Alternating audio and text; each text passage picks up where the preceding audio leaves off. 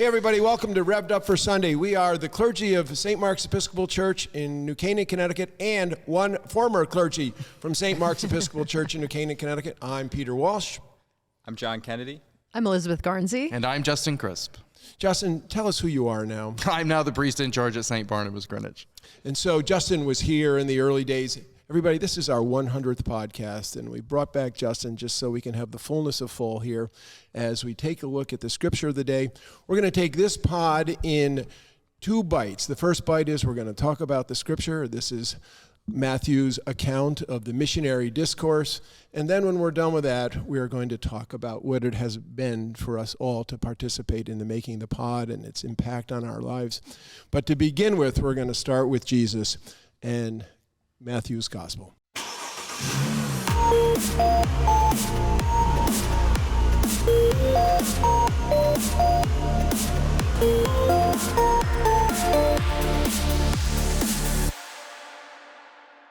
The passage is Matthew 24 to 39. Matthew 10. The passage is... I mean, you might want to redo that. You know, this is what you get. This is how she got promoted to senior associate. Was just like, this is the beginning of another blooper. This is the beginning. This is how it all goes. Am I right? Yeah, that's the problem. You are right. Always she's right. John, is it worn you down yet that she's always right? I don't know. John's Just gonna like, hate you know. me. Okay. So, where are we, Rob? We are... This is Matthew. Here we are. She's even got the words. What the heck? My gosh, thanks be to God you're still here. She's still here. Really so bad. All right. This is Matthew chapter 10, verses 24 to 39. Jesus said to the 12 disciples, "A disciple is not above the teacher, nor a slave above the master. It is enough for the disciple to be like the teacher, and the slave to be like the master. If they have called the master of the house Beelzebul, how much more will they malign those of his household? So have no fear of them, for nothing is covered up that will not be uncovered, and nothing is secret that will not become known. What I say to you in the dark, tell in the light, and what you hear whispered, proclaim from the housetops. Do not fear those who kill the body, but cannot kill the soul. Rather fear him who can destroy both the soul and the body in hell. Are not 2 sparrows sold for a penny? Yet not one of them will fall to the ground apart from your Father. And even the hairs on your head are all counted. So do not be afraid. You are of more value than many sparrows.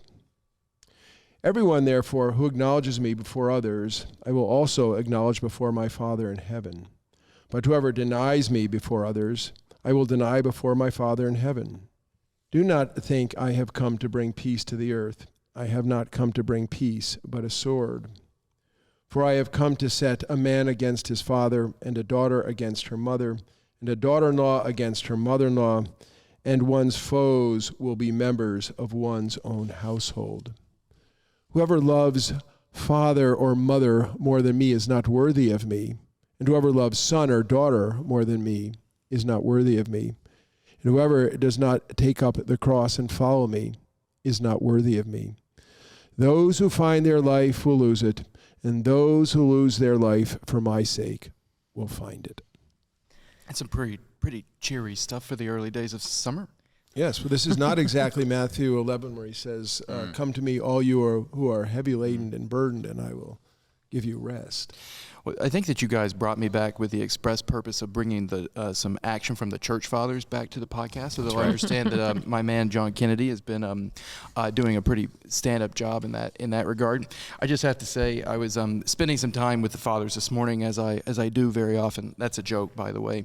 But I was reading a homily by John Chrysostom on this passage, and my favorite part of the homily is where he says, basically, you know what? This stuff is so extreme and so off-putting, it's actually a miracle. It's a testament to the power of the Lord Jesus that they stuck with him after he told them all of this stuff. It's actually remarkable that they stayed with him after this. And he thinks it's a testament both to the love of the hearers, he said, but also the power of the speaker, that it's a part of his compelling character that I know we talked about a lot on the podcast early on. The fact that Jesus's character seems to be magnetic. It just draws people to him. That's part of the grace that's in him.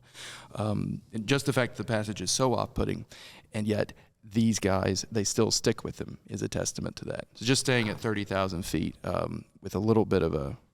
Anyway, I'm glad I found something in John Chrysostom, because it was pretty early this morning when I was looking at it. I think separated from the person Jesus, it's terribly off-putting. And so we read the words on the page and we hear every sort of like subway preacher or fire and brimstone, threatening homily in these words, but they're coming from the mouth of Jesus, who was completely, he preached peace, he preached love of your enemies and your neighbor and forgiveness 70 times 7 and all these things. He's demonstrated to them his connection with the lowest of the low, the outcast among outcasts. And so when he's talking about loyalty to him and all that, he's talking about following this path that is completely on the side of the victims and the oppressed people. They themselves are members of these groups.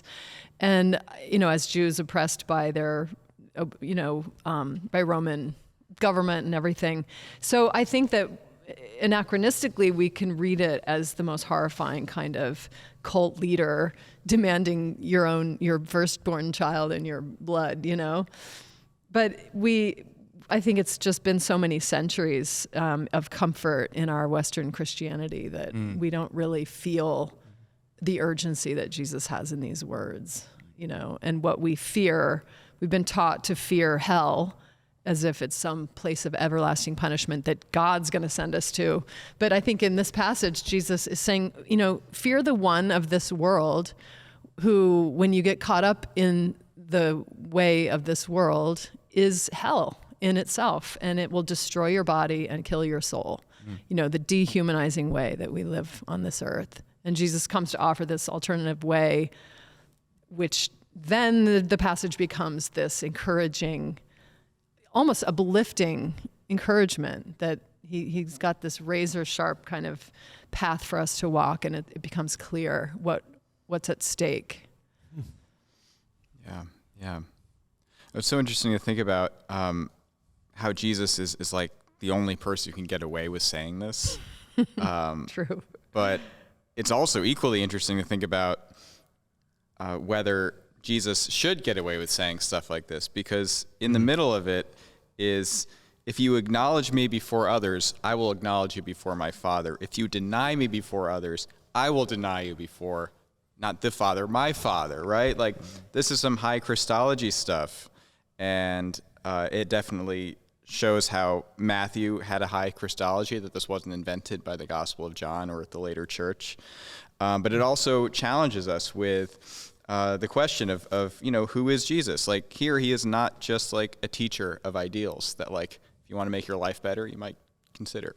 He's saying, everything kind of hinges on me in a way. And I think what's challenging about that is not only like, what do we make of Jesus, but how do we square the fact that we follow this guy who talked like this, but other people who talk like this we call crazy or dangerous, and rightly so, I would say. It's very, very provocative.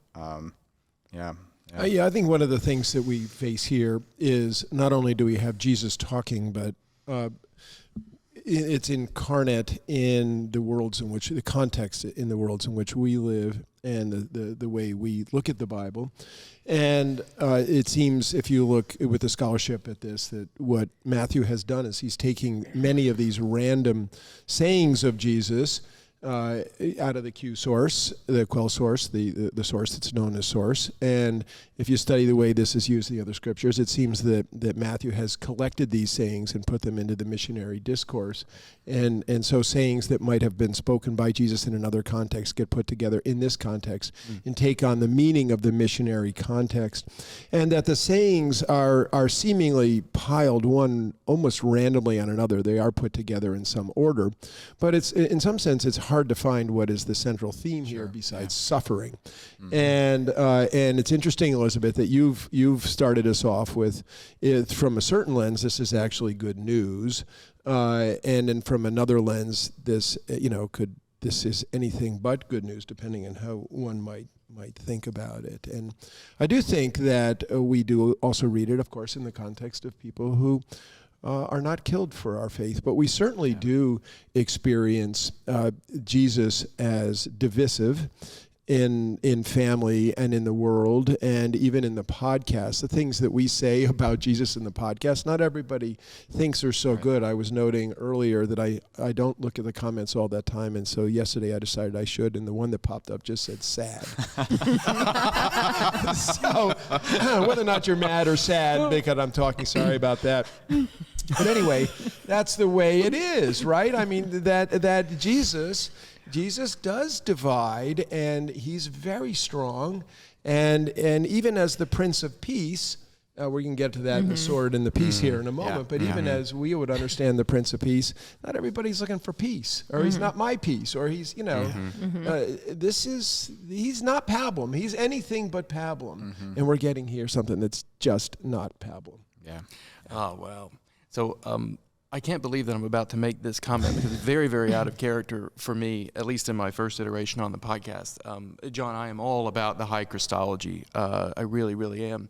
But I want to put a plug in here for the wisdom of what Jesus is saying. I feel like I just took that line from Elizabeth. It's not because I'm looking at her paper. I'm not stealing the line explicitly. But I'm totally with you that Jesus is, and I'm with Elizabeth too, and I'm with John Chrysostom, that Jesus is the only person who we could take seriously saying this stuff, and it just wouldn't be just completely bonkers crazy, as you were saying, John. At the same time, once you hear it from him, you can see the wisdom of what he's saying. And so I just want to take just one piece of it, the bit about the peace and the sword. Yeah. So I hate conflict so much. Oh my gosh. Disagreement makes my heart begin to race. I like to debate things. I like to debate ideas and things like that, but like serious interpersonal conflict makes me very uncomfortable. It makes me a perfect match for my wife, Jewel, who wrote a dissertation on how to disagree virtuously. Who is, by the way, the studio audience today. Oh, yeah, totally. Hi, Jewel. Hi, Jewel. Right there next to Rob, so she can start heckling me. One of the things that Jewel talks about a lot is that disagreement isn't a problem as such. Disagreement is a problem when it begins to lead you away from the truth and when it doesn't serve the pursuit of the truth. And so one of the things that Chrysostom actually brings up in this homily 35 on Matthew, that I found interesting, thanks for the grin there, boss, is that God uses in the scriptures conflict and peace in order to bring people to the truth. So he uses the example of Babel, right? So Babel, the people were united. They were all of one mind. They built this incredible tower. They were going up to God, right? They were united and at peace with one another in their sin. And God actually introduces discord. God introduces chaos. God introduces disunity in order to bring them closer to God rather than using peace in that particular situation. And so Chrysostom says that what Jesus is doing is he is warning the disciples. Chrysostom thinks that this passage in the missionary discourse is trying to warm them up for some serious talk about his passion. He's not yet gotten super serious with the disciples about his passion and death just yet. He's trying to warm them up here.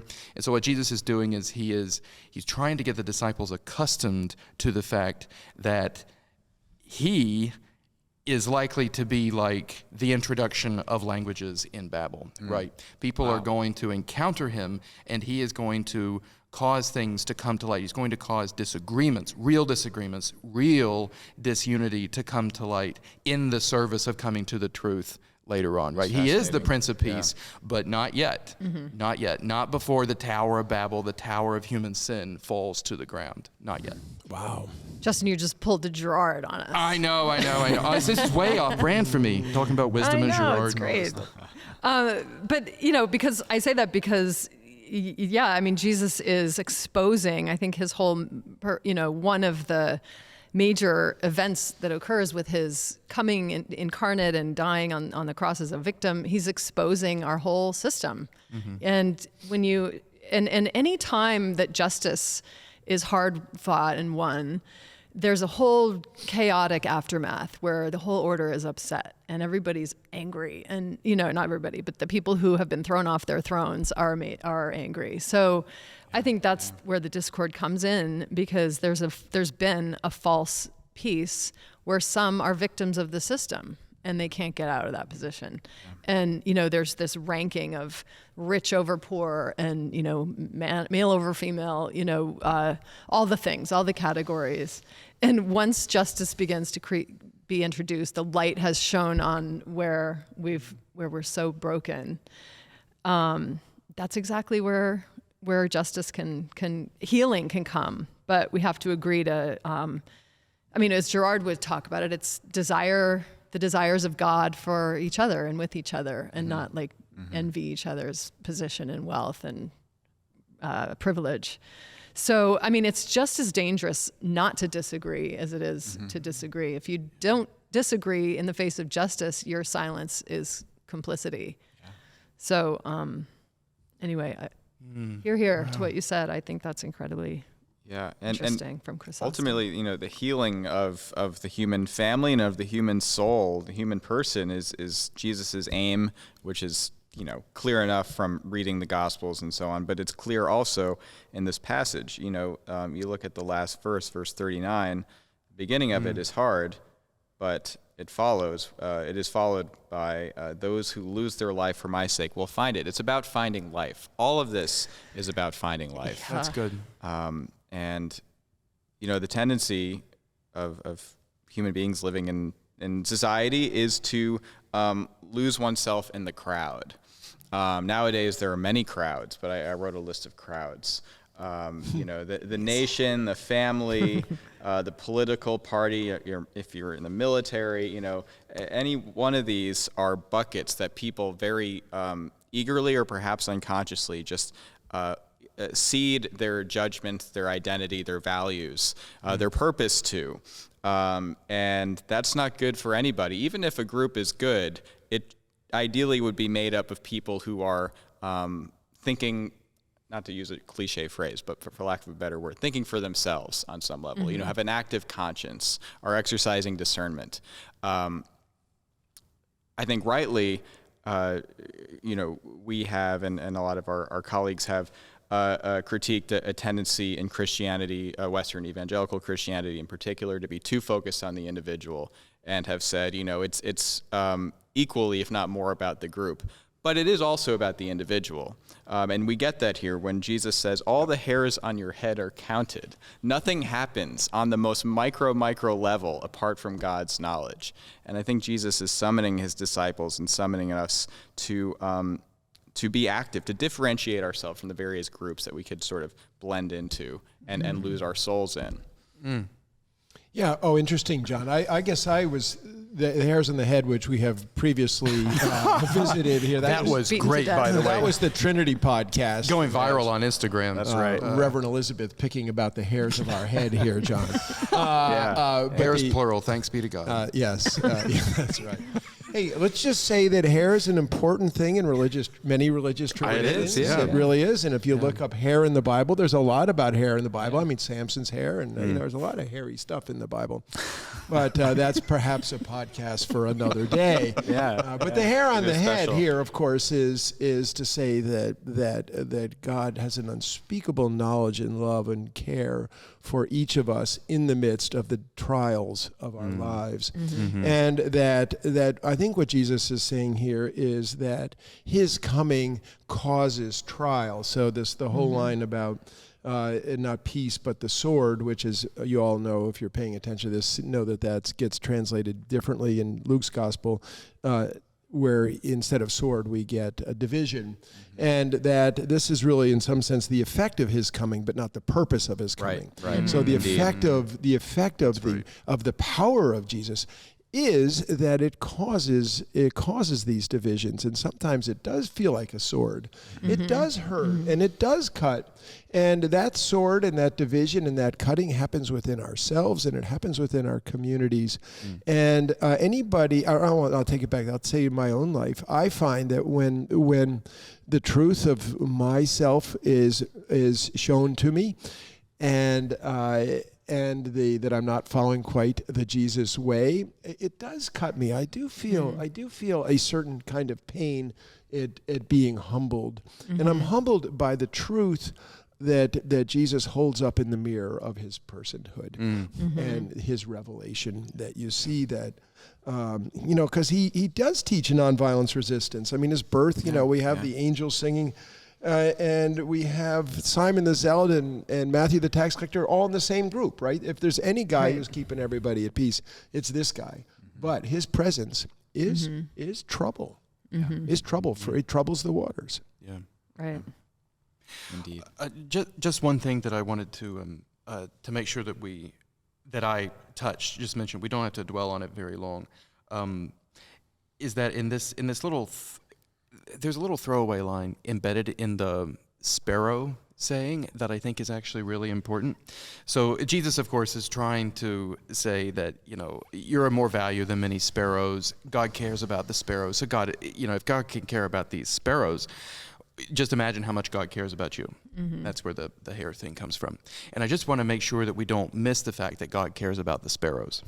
Because I actually think it's really, really interesting that God cares about the sparrows. God cares about animal suffering, right? So yet not one of them will fall to the ground apart from your Father. We might sell the sparrow for a penny, but for God, not one of them is going to fall to the ground without his Father's attention. C.S. Lewis wrote a great deal about animal suffering as a part of the problem of evil. Ivan Karamazov, his big existential crisis in The Brothers Karamazov is partly prompted by actions which are done by animals, dogs tearing apart a child. Our relationship with animals is très compliqué. It's very, very, very complicated. We have some really beautiful relationships with animals, like my relationship with my dog Val, who I think everybody on Instagram knows about by this stage. At least that's been our goal at St. Barnabas Greenwich, to introduce the whole world to Val, the pug in charge. But anyway, St. Bernard's Greenwich. St. Bernard's Greenwich. We have domestic animals with who become a part of our families, but we also have. We have complicated relationships with other kinds of animals, right? Animals are threats to one another. We are threats to other kinds of animals, and other animals can be threats to us, etc. Alfred Lord Tennyson described nature as red in tooth and claw, and I think this is part of what he's getting at. The whole created order is in this sword stage rather than the peace stage, right? And that includes the sparrows, right, as well as our human communities that we've been talking about. But I just think it's so beautiful that the God of Jesus Christ cares about the sparrows and not just about us. That's a cares good call. about all animal suffering that's and not really just good. ours. Yeah, it's a well-made point. I think that's critical. I'm so glad you brought that up. And I think that in our world, it's so insidious how just telling how God cares about the smallest creature is divisive. It's like people say, oh, no, I suppose I can't eat meat, or I suppose I can't, kill the spiders in my house. Or, people get very cynical about the action that's expected in response to this care that God has for all of creation and the ecosystem and the balance that all these pollinators bring to our world. And, it drops out so quickly, and it calls for a new order. Like it literally calls us to live in a new way, to adopt that same care for creation. And so, it looks like a throwaway line, but we could spend the whole time on it. Yeah, That's So really that's good, really Justin. interesting. I wasn't anywhere near that. All Paul's groaning of the whole creation here. But John, what do you make of that? I mean, I wasn't anywhere near these sparrows in Christianity. That's super opening up a whole new thing for me. I'm digging it. I just that's not where my head was. Yeah, I mean, I was not where my head was either, looking at this passage, but often where my head and heart are generally.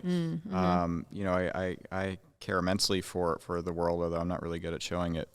But ever since I read Pope Francis's encyclical on the environment and climate change and social inequality they're all of a piece, it just became like something that I was very, very concerned about and convicted about, that this is a theological issue.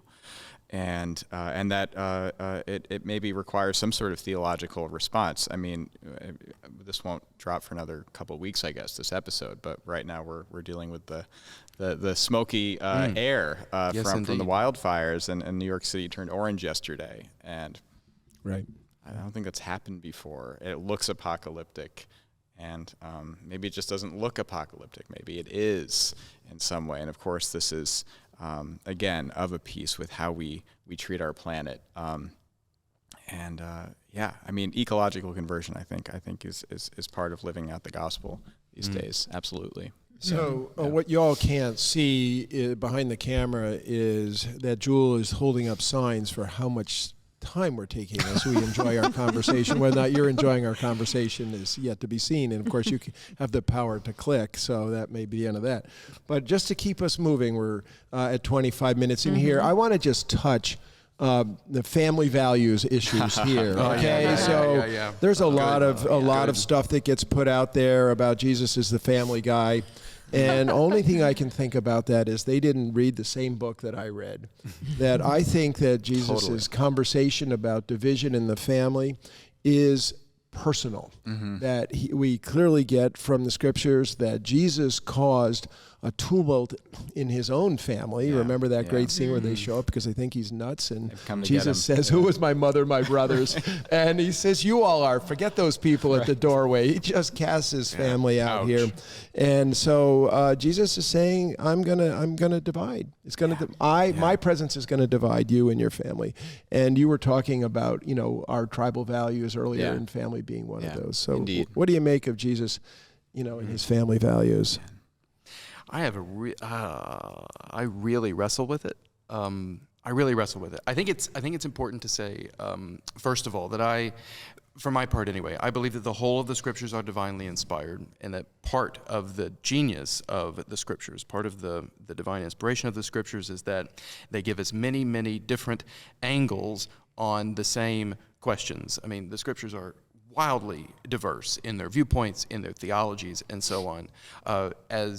I do believe that we see the written word through the word with a capital W and the word with a capital W made flesh. So we're supposed to interpret the whole corpus of Scripture through the life, death, and resurrection and the teaching of Jesus of Nazareth. But it does mean that I think Jesus here, we're getting just a little snapshot of Jesus' teaching. And I do think that divisiveness within family is a part of his teaching.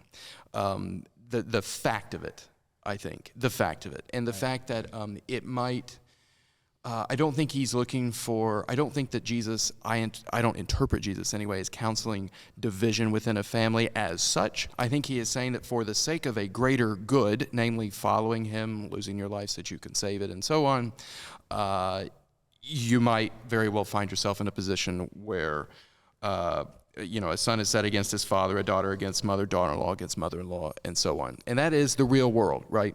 Those of us who wear these things do a lot of work with families, especially around times of stress, which include times of great joy and celebration, and times of great grief and sorrow. Both weddings and funerals can be some of the most stressful times in people's lives, and almost stressful in equal measure. Now, that's something that's maybe not tweetable, but I'll just say weddings and funerals are just about as stressful as each other, even though one is ostensibly happy and the other one's ostensibly sad. And then all of the family systems gunk comes right up to the surface, right? And so Jesus right here, I've come to set a man against his father, a daughter against her mother, and a daughter-in-law against her mother-in-law. That just sounds like real life. That just sounds like... Yep, that's the way that families sometimes in some cases work. And I think Jesus is saying, if your heart is set upon me, then come what may, it's going to be worth it. Whether you lose your life, whether you cause division in your family, whether you lose everything, etc., those who lose their life for my sake, those who have taken up the cross and proved worthy of me thereby, they will find their lives. I think that's the through line. But the reason why I brought up the diversity of the scriptures is that the book of Proverbs, for example, has a very different attitude towards the family than this particular pericope. I would argue that Jesus in the Gospel of John, at the very end, where he seems concerned, even in the midst of his dying, for the well-being of his mother, and wants to ensure that Mary has some place to be and to grow old and to be provided for in a culture, in a patriarchal culture, where that would be the role of a man. It would be very difficult for her to make it on her own without her son, and without we don't know where Joseph is by that time, but perhaps Joseph is dead. Anyway, but he asked the beloved disciple, please take my mother into your home. Even that's a slightly different thing. So is Jesus pro-family values as such? I wouldn't say so. But is Jesus anti-family values as such? I wouldn't say that either. It's much more complicated. I think you're ordering your love, you're setting your heart upon him, and then come what may, he says it's supposed to be worth it, which is a great gamble, right? It's a gamble on which I staked my life, as I've said on this podcast sometimes before, but it is a gamble. And it could turn out just as ugly as he says it does. Yeah, I mean, Justin, you said it sounds like real life, and I think for Matthew, Mark, and Luke, all these Gospels reflect the time in which they're written and the circumstances in which these communities are living, and they're experiencing their households divided and set on edge. And we've mentioned this several times in the last few podcasts about the Matthean community being kicked out of their synagogues and not welcome there. And, it doesn't mean whole families necessarily, maybe the mother and father, but not the children or something like that. I mean, they were having to choose between that crowd and their home crowd, and I think this is where in the beginning of this chapter, in chapter 10, Jesus saw the crowds and had great compassion on them, and they're like sheep without a shepherd, completely mixed up, completely at odds. And if anything in Matthew, he's talking about this entire Jewish community, which is completely divided against itself and in disarray and living under distress wherever they are. And so in a way, it's speaking here. I take this to be speaking very much contextually to the reader of that time. And of course, it plays out for centuries. It's for all of history. We've had this kind of ability to cast each other out and be divided, especially for the sake of justice or for the sake of truth. And, the symbol of a sword, I think across religions, East and West, a sword can symbolize justice. It can symbolize, decisiveness or distinction and enlightenment. In spiritual terms, it's the sword of enlightenment. And there are many icons, some East-West icons that depict Jesus with a lily and a sword, so it's got a lot of heavy spiritual symbolism. Whether or not that's indicated here, I don't know. But I think when someone's in their home and they're in a family where, I don't know, pick your context. If one member changes and goes and has spiritual enlightenment, and the rest of the family's not on board, it's not going to be fun for that person or for them. So I really think it's just a reality, and it's not something Jesus sets out to cause, but it's just the fallout of what it means to follow him with your whole heart. Yeah, that's good. Indeed, yeah. Do we want to talk about hell for a second and who the one is who destroys or can destroy body and soul in hell? Just since it's in there. Boy. I'll just say, I used to think that, so Jesus says in verse 28, fear him who can destroy both soul and body in hell, before or after saying, do not fear those who kill the body, but cannot kill the soul. So just to zoom out a second, this follows Jesus' comments about the persecution that the apostles will face, persecution by Jewish authorities, persecution by Roman and Gentile authorities. And Jesus saying, don't be afraid of them who can only destroy your body. Be afraid of the one who can destroy your body and soul in hell. I used to think the him who's to be feared is God. But I don't think that at all anymore after studying this more carefully. It's Satan, demonic forces. Jesus is actually saying you should be afraid of those. Don't worry about Herod or Caesar, but do worry about the sort of invisible forces of darkness. And I wonder, and this is, playing into Jesus's being a teacher of peace, even as he says a little bit later, I did not come to bring peace, and being a teacher against the violence that some of his contemporaries in Judaism were tempted to. Jesus, we see him trying to persuade his contemporaries to put down their sword, to turn the other cheek, to love their enemies and to forgive, and to not seek the restoration of life as the people of God through violent means, which is all too tempting, to take up swords and revolt against the Romans like people did within his world over and over again. And perhaps Jesus is saying that that impulse to seek vengeance and to seek to right wrongs through violence is a temptation of the evil one, of the enemy, and that will lead you right into hell. Oh, John, I am really, really captivated by what you're saying, in part because I've had a love-hate relationship with Satan in the course of my life. Love-hate relationship with Satan sounds a little odd. I don't know where the love is. I mean, love-hate relationship with belief in the devil, or belief in something like a malevolent spiritual force. And I'll just say I'm coming around to it in a pretty powerful way. I don't exactly know how I understand it or how personal this force is. But I was recently, I was in a small group in Greenwich, which we were really, really fortunate that Fleming Rutledge came so that we could discuss her book, The Crucifixion, with her.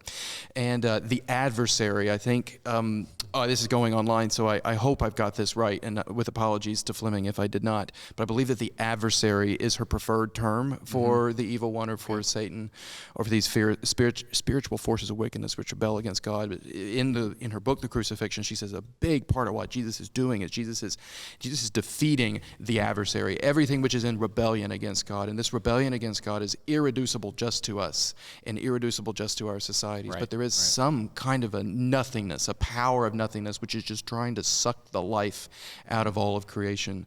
And that's what Jesus is warning us about here. And it has real societal implications, this nothingness, but the nothingness is bigger than us. It means that we are both wounded by, we are both oppressed by sin, and we also commit sin. Anyway, I taken with what you're saying there. Yeah. So I'm going to just insert myself in the middle of this conversation about the adversary, and I'm going to be just to have a shift gears. There's so much to be said about that, and so much more to be said. But I want to shift gears and just talk a little bit about the pod. This is our 100th podcast, and to set the table here. Elizabeth, when you interviewed here, you were talking about creative ways to approach the ministry, and you said, we should do a podcast. You were here a year. We were so busy doing what we were doing, and we never got around to the podcast. And then you and Justin and I sat down, and we were in the sort of the wave, and had crested in the pandemic, but we were still having pandemic issues. But the worst of it was over. But we were trying to figure out how to spiritually feed our people. What did they need? We felt they needed Jesus, and they needed the scriptures. And voila, came the idea of the podcast. And then we were fairly sure of ourselves, or at least I was fairly sure of ourselves. Rob put his camera on the table so that we could get the sound. Megan put her camera on the stand. Jill said we should practice. I said no practice. You turned it on, and the first podcast went. We just read it and did it. And now here we are 100 podcasts later. Just to give you some sense of that first podcast was on September 3rd, 2021. Justin, you made it 83 podcasts up to the end of February. Before I finally couldn't take it anymore. Until you couldn't take it. John joined us on April 10th at our 90th podcast, and here we are at 100. And so I just have, I'm just going to say, wow, for the honor it has been for me to spend all this time with you. And I want to say, and with you, Rob, behind the camera. And I want to put a question out there to just get us started here. What has been the effect of our having, as a group, plunged into the Bible, plunged into the scriptures, plunged into the life of Jesus, and then talking about it with each other in front of a camera? How has that changed your life in any way? Wow, I'll jump in. I mean, I'm on the end of the row. So I don't know. I think it's been an enormously expanding experience, challenging and also humbling in many, many ways. And not least of all, just being in front of a camera and a microphone and not practicing and hoping for the best and all that. And but putting all that aside, just digging into the scripture every week when you're not preaching, I think is such a rare thing among busy clergy in any church. If you're not the preacher, you kind of get a pass, and you do other things and you do all the other stuff.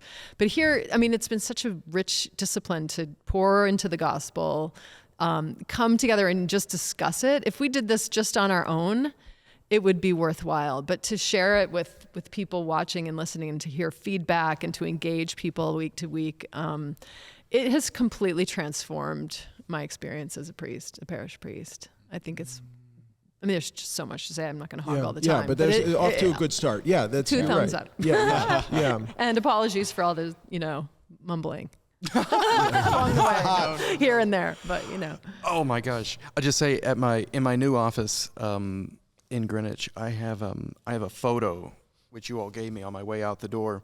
And it's of the three of us in front of these three really cool-looking cameras, which we probably didn't get until episode 50 or something like that. Not that anyone was counting. Sorry, not cameras, microphones. Yeah, thanks. There's a camera in them. Is there? Uh-oh.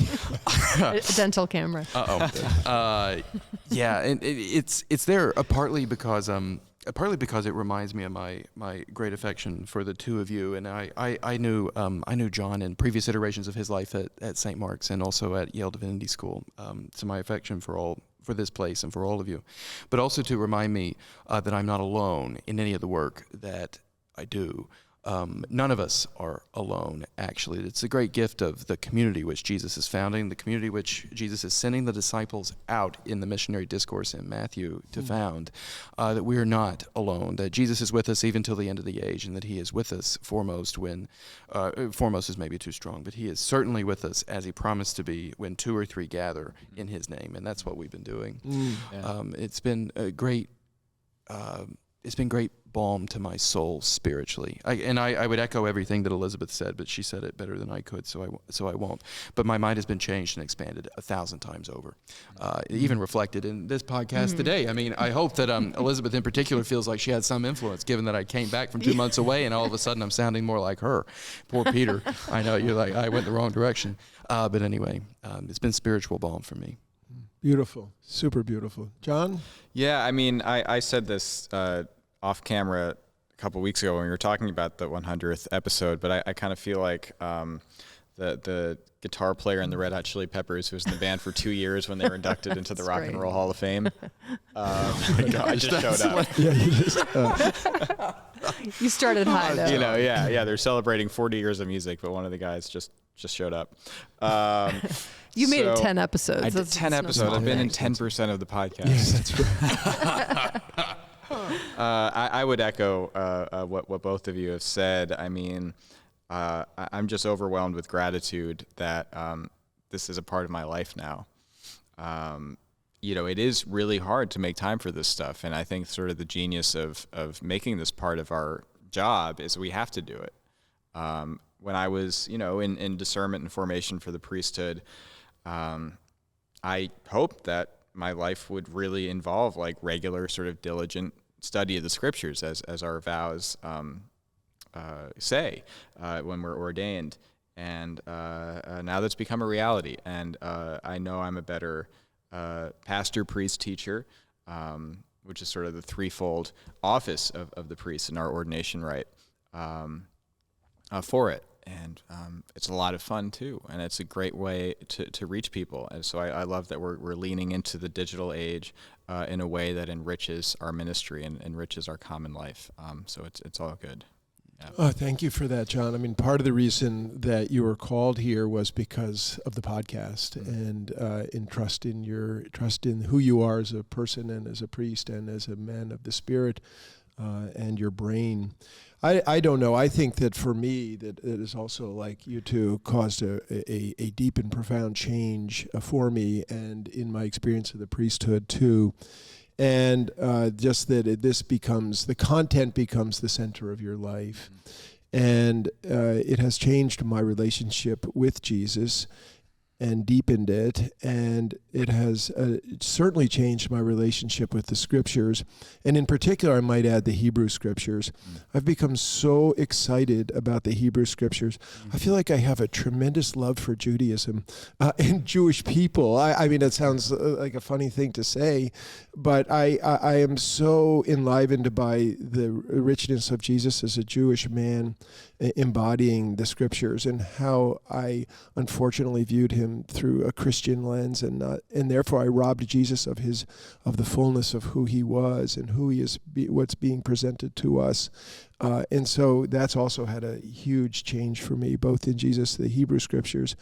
And I would also say that it has profoundly deepened my relationship with each of you, all three of you, because we are gathering and talking about that which is central to the life of our soul. And I have learned phenomenal amounts from each of you, and which has been reflected in my preaching and in my teaching, because I had to be a student to hear you each speak in ways, from perspectives I never could have had. I mean, Justin, I always say that you read all the books that I never even bought, and remembered what they had to say. When I was in seminary, Some of them Joel read and then told me. Yeah. I mean, I had 2 kids and a dog that pooed on the carpet. I got turned down the ordination process in an auto accident and broke my back. So I wasn't exactly sitting around, thumbing through extra texts. And Could have been from Matthew chapter 10. Yeah. I was just like, oh my gosh. Or Job. And Right. And Elizabeth, you have taught me tremendously about a whole different way to interpret Jesus in the Scriptures that I just was simply not exposed to, period. I didn't even know about it. You started talking about people I never even heard of. At least I heard of John Chrysostom. I didn't read it, but at least I heard about it. And John, I've had the great honor of being your sponsoring rector for the priesthood, and listening to your life for so many years. And I have a great sense of the depth of your being, and it is a beautiful, beautiful thing, and you have something to offer the world that few have to offer. And so I'm honored to hear what comes out of your mouth in the depths of that. And I do want to say that, Rob, would you just take your headphones off and come around here for a second? Here. Rob is behind the camera, but Rob, for the job, Rob, come sit, get your head low enough so you can be here. Get lower here. Rob, you have been an instrumental part of all this, and I know you're part of the jokes that we all have, but you've had a huge impact on this and all of us too.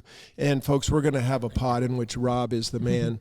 But Rob, I don't know if you want to say just a quick word too. We'll do this at another time, but. Oh, we can save all that stuff. No, I mean, Rob, would you speak closer to the microphone? finally get a chance to turn the tables here. No, I would say one of the things I've really gotten from the pod, from all 4 of you here, has just been setting an example of loving disagreement. You always bring different perspectives to it. My mom watches all of them, and she always tells me, like, oh, I heard, she'll always tell me, like, oh, so-and-so said this, and I really agree with that. Oh, but I wasn't thinking about that until so-and-so said this. So, we hear people we agree with, and then you hear a perspective, like you guys were just saying, that you wouldn't have thought of on your own. And yet you can come to the table with different points of view and do so lovingly. And I think that's something that we don't see a lot or practice a lot in our society. So it's setting a real example of how we can all live our lives. So yeah, Rob, thank you. We're going to put you in front of this camera for a good long time to hear about you. Hey, I just want everybody to know, Rob, don't go away quite yet, that Rob is graduating from seminary. What's your date, Rob? June 16th, so by the time this airs, I will have graduated. Oh, wow. Awesome. Bravo. Hey, Bravo. Yeah, Rob, great. lots to bravo with you, Rob. So we're going to do that when you come back from Sounds all good. that. We're going to talk about that. We're just going to spend another minute or two here, and thanks for hanging in. If you can't hang in anymore, we appreciate your clicking away too. But I just want to, we've all had a chance to share for a moment, just if there was another thing. I mean, not everybody loves the podcast. Sometimes I made mention that someone said sad. Sometimes people pick on you, Elizabeth, because you're a woman. Just, anything else about the pod and you're, becoming putting your thoughts out in public to get mushed and mashed. The experience of that. Not everybody loves the sorts of stuff we rattle on about. Right.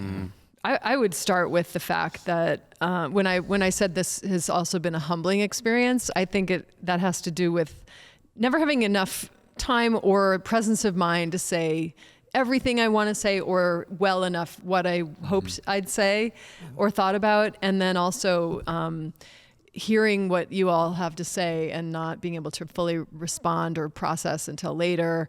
I mean, that's humbling. And I know that I would just like to say that whoever watches us, I hope we serve as just a template for what it looks like to get together and talk about the scripture. I mean, no one person has all the insight ever or never will, and never has perfect insight. And the richness is just in the doing of that. And it's just making pathways in our hearts and minds to go deeper.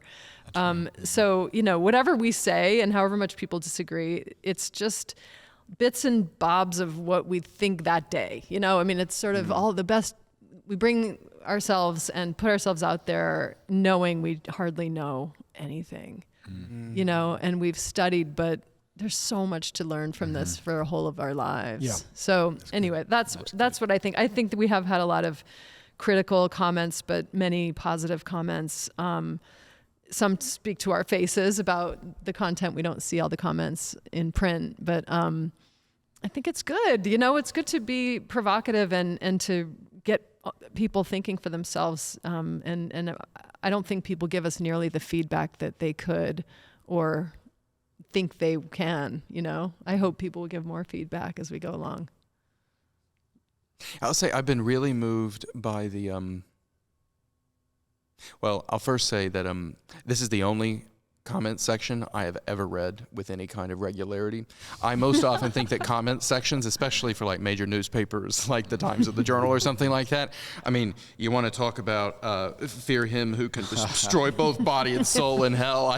This worldly hell is the comment section.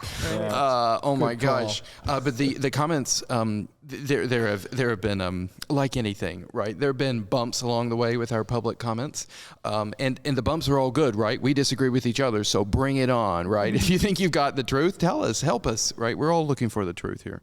But I want to say that the arc of the comments has been to show me that there is a Rev'd Up for Sunday community. People who follow the podcast, people who use the podcast for their spiritual lives, for their preaching and so on. That's really, really beautiful. And I love when I got to meet Father Tony at the diocesan convention for the Episcopal Church in Connecticut, and Tony came up to you'd met Tony, and Tony came up to me and he was like, "Hey, I watch the podcast every week and it helps me to preach and all this stuff." And I was like, "Are you kidding? You watch the podcast?" I mean, I'm like, does anybody other than my mother and your mother watch the podcast? My friend Jonathan Cott watches every single episode. That's amazing. Has not missed an episode. in our heart. I'll just say that. Oh my gosh. He's a great part of our community. Just to say, I know that there are a lot of clergy who watch the podcast, and there's a community of priests for whom the podcast, priests and pastors from other traditions, for whom the podcast is a crucial part of their life and the life of their congregation. I mean, I've been really been so blessed to have a marvelous clergy colleague in Meg Finnerud in my early days at St. Barnabas, and Meg's last Sunday is June 18th. Which will either, I don't know if that's going to be past tense or if it's future tense by the time this thing airs. But in any case, Meg will be leaving St. Barnabas.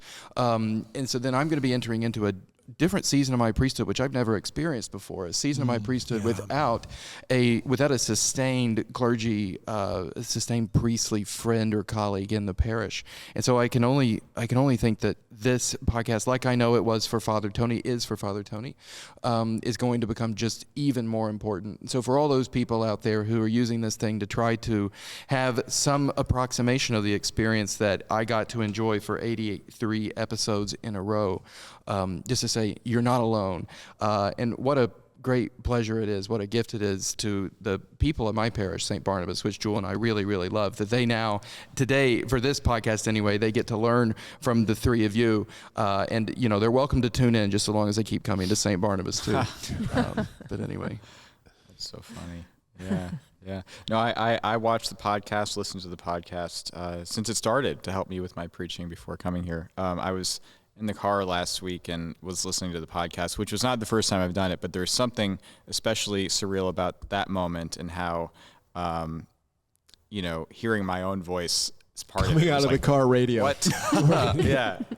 What did I say? Yeah. No, it's a tremendous. It's been a tremendous gift to me in the past, and it's a gift to me to be part of it now. And I'm so humbled that it is a gift to others and a resource to others. I can't think of anything better to do with my priesthood. I mean, this is wonderful. Yeah. Well, thank you for your reflections. I love all of you. I really do, including the people behind the camera there, Rob and Jewel too.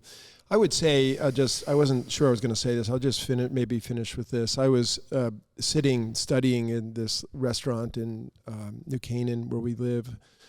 3 out of 4 of us live, and and it was early in the morning, and I was reading. I had commentaries open, and I was reading it and thinking about it. And then one of the people of our parish came to speak with me, and he sat down. And we were having breakfast together, and I said, "This is some things I would like to think about." And I had spent so much time with my head in the scriptures that I said, I would like to. Jesus is doing something to me, and it was really out of the intense Bible study that I had been in so long, and I experienced. This will be the end of anybody listening to this podcast. I experienced Jesus's arm coming down through the top of my head and grabbing a hold of my heart like that, and I was and then I just started weeping, and I felt that all that grew out of the engagement with the scriptures. That's why that happened. I had spent years and years trying to meet Christ in silence alone. And I Maranathed myself. I breathed. I sat there. I tried to shut up my mind. I tried to do a lot of things in silence alone, which was super moving in so many ways. I'm not denigrating silence, but I felt that silence plus the engagement, the deep engagement to find Jesus alive in the scriptures does reach out, and it does grab a hold of your heart. And that's ultimately what we were talking about earlier in the scriptures. Only Jesus can get away with saying some of this stuff, which is some of what you guys were coming at. It's because he's not dead yet. He is still alive, and he can still grab a hold of your heart. And when he grabs a hold of your heart, he sends you on missionary things to do that not of your own making, and that's the way it is. You wanna be in love with this guy's in love with you, all kinds of crazy stuff. Wow. And part of that is what happens by our getting together and talking together in the podcast. That's amazing. I know we're long here, but I just have to say, Peter, that thanks be to God for all of what you shared, and for the grace of the experience that you were given, including the ness of it, I suppose, too, because it had such a loving purpose. But I just want to say that phenomenon right there, your candid sharing of an authentic experience of the living Christ, is one of the things that makes you one of the great rectors in the church. And you've been so kind as to speak about your love for the three of us. And I just want to say, as the one who's no longer here, I love you, and I know that the three of us love you. And rectors cast the vision for congregations, right? You do it in tandem with your people in mutual ministry, particularly with your clergy colleagues and with the vestry. But you set the vision, and this to be a reflection of the vision of St. Mark's New Canaan. I hope it spreads in the church like wildfire, and God bless you for it. Amen. Right on. Okay, God bless you. If you actually hung in here through this whole podcast, would you reach out to us and we'll have to send you something? Tote bag, an umbrella? Tote bag, an umbrella, and a picture of Rob in his crazy T-shirts. I don't know what we're going to send you, or maybe Val the dog. Oh, Francis the Passipup. But we are grateful to you, because without you, that none of this would be. That really, if you weren't on the other end of the camera, we wouldn't be doing this. We would be doing all the other 10,000 things we're supposed to be doing. Mm-hmm. And sorry to all of those for the 9,000 things we didn't get done because we were studying for the podcast and doing the podcast. But peace be with you. God bless you. And I'll see you at the 200th podcast here when we'll come back and get all of us together again. Yeah. So take care.